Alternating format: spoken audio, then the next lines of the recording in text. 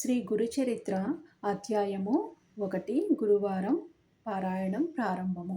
శ్రీ గణేశాయ నమ, శ్రీ సరస్వత్యై నమ, శ్రీ గురుభ్యో నమ, శ్రీ కులదేవతాయై నమ, శ్రీ శ్రీపాద శ్రీ వల్లభ శ్రీ నృసింహ సరస్వతి దత్తాత్రేయ గురుభ్యో నమ. శ్లోకము. బాలార్క ప్రభమింద్రనీల జటిలం భస్మాంగ రాగోజ్వలం శాంతం నాద విలీన చిత్త పవనం శార్దూల చర్మాంబరం బ్రహ్మజ్ఞై సనకాదిభిః పరివృతం సిద్ధై సమారాధితం దత్తాత్రేయముపాస్మహే హృది ముదా ధ్యేయః సదా యోగిభిః. శ్రీ వాసుదేవానంద సరస్వతి స్వామి వారు వ్రాసిన ఉపోద్ఘాతము. మసక చీకటిలోని త్రాడును చూచి పామని భ్రమించి భయపడతాము. కానీ తర్వాత దీపం సహాయముతోనే అది తాడని తెలియగానే ఆ భ్రాంతి భయము తొలగుతాయి. అలాగే వాస్తవానికి బ్రహ్మమనబడు పరమాత్మ ఒక్కడే ఉన్నాడు. అజ్ఞానం వలన మనకు ఆయన స్థానమే జగత్తు గోచరించి భయము, ఆశ, దుఃఖము కలుగుతాయి.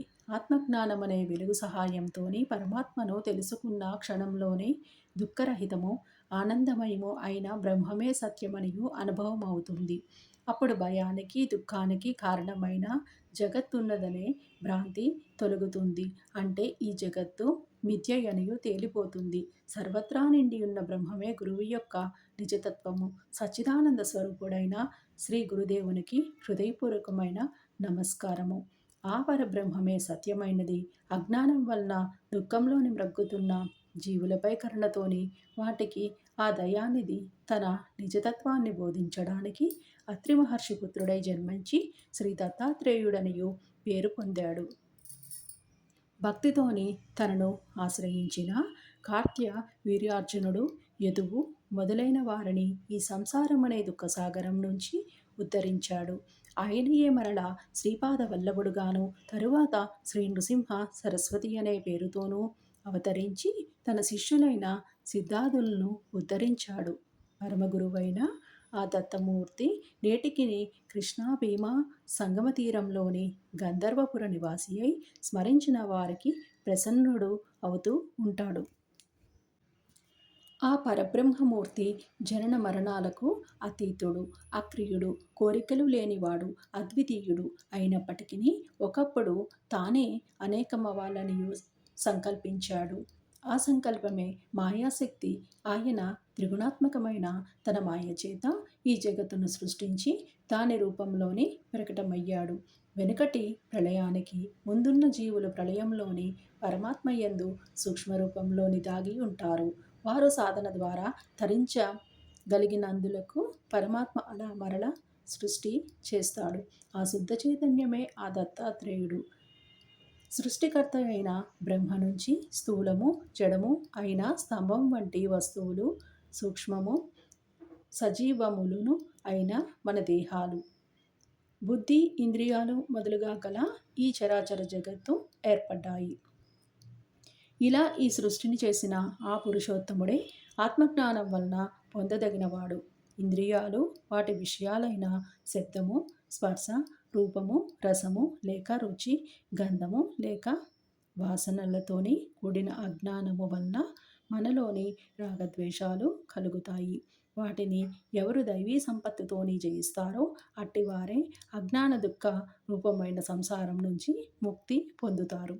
హృదయ బుద్ధి సుస్థిరమైన తత్వజ్ఞానము, యోగాభ్యాసము, దానము, ఇంద్రియ నిగ్రహము, యజ్ఞము, స్వాధ్యాయము, తపస్సు, ఆర్జవము, ధర్మనిష్ట, అహింస, సత్యము, క్రోధము లేకుండుటము, త్యాగము, శాంతి, ఇతరుల దోషాలను ప్రకటించకుండడము, ప్రాణుల యందు కనికరము, ఇంద్రియ విషయముల పట్ల వికారం చెందకుండడము, మృదు స్వభావము, లజ్జ వలన అనుచిత కార్యములను చేయకుండడము, చాపల్యము లేకుండడము, సహనము, ఓరిమి, చెక్కు చెదరని యుక్తాయుక్త బుద్ధి, బ్రహ్మమైన శుద్ధి, వంచన లేకుండడము, నిగర్వము ఈ శుభ లక్షణములను దైవీ సంపద అంటారనియు భగవద్గీత చెప్పుచున్నది.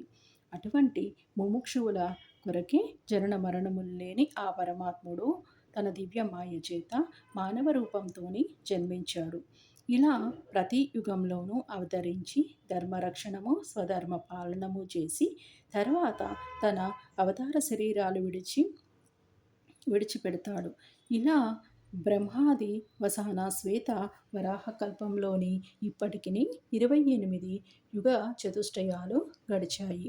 432 కోట్ల సంవత్సరములు ఒక బ్రహ్మ దివసము. అది బ్రహ్మకు ఒక రోజు.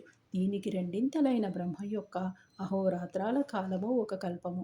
3600 కల్పాలు బ్రహ్మదేవుని ఆయుర్దాయము. వీటిలోని మొదటిది శ్వేతవరాహ కల్పము. మానవుల్లోని కలి ప్రభావం వలన సత్యము, ధర్మము, సాటి జీవుల పట్ల ప్రేమ, దేవతల పట్ల భక్తి శ్రద్ధలు కొరవడ్డాయి. యజ్ఞదాన తపస్సులు లోపించాయి. ఆ కారణంగా దేవతలు కూడా మానవుల పట్ల నిర్దయులయ్యారు. కనుక పరమాత్మ అయిన దత్తాత్రేయుడే ఈ సృష్టిని ఉద్ధరించడానికి స్వయంగా అవతరించాడు. కృష్ణ అమరజా నది సంగమ తీరంలోని లోక పావనములైన దివ్యలీలలు చేస్తూ అక్కడే అదృశ్యంగా ఇప్పటికీ ఉన్నాడు. ఈయన మహత్యం చెప్పనలవి కానిది. పుట్టిన వెంటనే ఏడ్చే బదులు ప్రణవ ఉచ్చరించాడు. ఇనుమును తాకి బంగారంగా మార్చాడు. అక్షరాభ్యాసం కూడా లేకుండానే శిష్యులకు వేదపాఠం చెప్పాడు. బాల్యంలోనే తల్లిదండ్రులకు జ్ఞానోపదేశము చేశాడు. చిన్న వయసులోనే సర్వతీర్థయాత్రలు క్షేత్రాలు పాదచారి అయి దర్శించి పావనం చేశాడు. అష్టాంగ యోగ అభ్యసించాడు. నానాటికి పతనమవుతున్న సన్యాస మార్గాన్ని పునరుద్ధరించాడు. ఆపద్య భోజనంతోని ఒక భక్తుని ఉదర రోగము పోగొట్టాడు. ఒక నిరుపేద బ్రాహ్మణుని దారిద్రాన్ని పోగొట్టాడు. క్షణకాలంలోని ఒక భక్తునికి త్రిస్థలి ప్రయాగ, కాశీ, గయా యాత్ర చేయించాడు. చచ్చిన వాణ్ణి బ్రతికించాడు. గొడ్డుబర్రెను పాడిగేదిగా చేశాడు. త్రివిక్రముడనే శిష్యునికి విశ్వరూపం చూపాడు. విద్వాంసుల విద్య గర్వమణచాడు. తన ఆశీర్వచనం చేతనే అంత్యజుని నోట వేదం పలికించాడు. ఒక విధవరాలికి తిరిగి సౌభాగ్యం ఇచ్చాడు. కర్మభ్రష్టులైన భక్తులకు పవిత్రమైన కర్మ మార్గము బోధించాడు. ఎండు పోయిన మేడి చెట్టును చెట్టుగా మార్చాడు. గొడ్రాలికి పుత్ర సంతానం కలిగేలా చేశాడు. తన అమృత దృష్టి చేత ఒకనికి కుష్ఠరోగం తగ్గించాడు. ఒక దీపావళి నాడు ఒకే సమయంలోని 8 చోట్లకు వెళ్ళాడు. ఆ కాలంలోని కోసిన పంట చేనును మాట మాత్రం చేత తిరిగి సస్య సమృద్ధిగా మార్చాడు. ఇలాంటి మహాకార్యాలు ఇదివరకు చేశాడు. ఇప్పటికీ చేస్తున్నాడు. ఎప్పటికీ చేస్తాడు. ఆకాశంలోని నక్షత్రాలను, భూమిపై ఉన్న ఇసుక రేణువులను, సముద్రంలోని నీటి బిందువులను లెక్క పెట్టవచ్చు. కానీ ఆ భగవంతుని కళ్యాణ గుణముల్లో శక్తులను లెక్కించడము సాధ్యం కాదు. భగవంతుడు నిజానికి రూపం లేనివాడైనా కూడా తన మహిమ మరియు తన కళ్యాణ గుణముల రూపంలోని అవతరించి భక్తుని చెవి అనే ద్వారం గుండా అతని హృదయంలోని ప్రవేశించి అతని దుష్ట సంస్కారం అనే పాపాన్ని దహించి వేస్తాడు. ఈ విధంగా క్రమంగా తన అంతఃకరణను శుద్ధం చేసుకున్న భక్తుడు జీవించి ఉండగానే ముక్తుడవుతాడు.